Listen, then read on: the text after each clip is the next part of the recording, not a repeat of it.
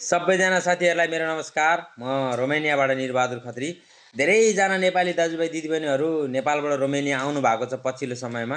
हामी लगभग 50,000 भन्दा माथि नेपाली कामदारहरू रोमानियामा काम गरिरहेको अवस्था छ।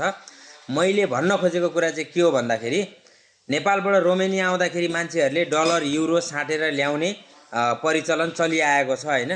अनि मैले बुझाउन खोजेको कुरा चाहिँ के हो भन्दाखेरि तपाईहरु डलर साटेर लिएर आउनुहुन्छ भनेपछि $50 र $100 चाहिँ साटेर नल्याउनु होला। किन नल्याउनु भन्नुहुन्छ भन्दाखेरि रोमेनिया आइसकेपछि तपाईहरुलाई यो मनी एक्सचेन्जमा पैसा साट्न एकदम गाह्रो परिरहेको अवस्था देखिरहेको छु मैले। $50 र $100 चाहिँ हत्तपत्त साट्न मान्दैन। सकेसम्म रोमानियन ली पैसा साटेर ल्याउँदा एकदम बेटर। होइन भने चाहिँ तपाईहरुले $20 $10 हैन युरो साटेर ल्याउनु होला। मेरो भिडियो धेरै भन्दा धेरै नेपाललाई शेयर गरिदिनुस्। स्वस्थ रहनुस्, व्यस्त रहनुस्। जय देश, जय नेपाल।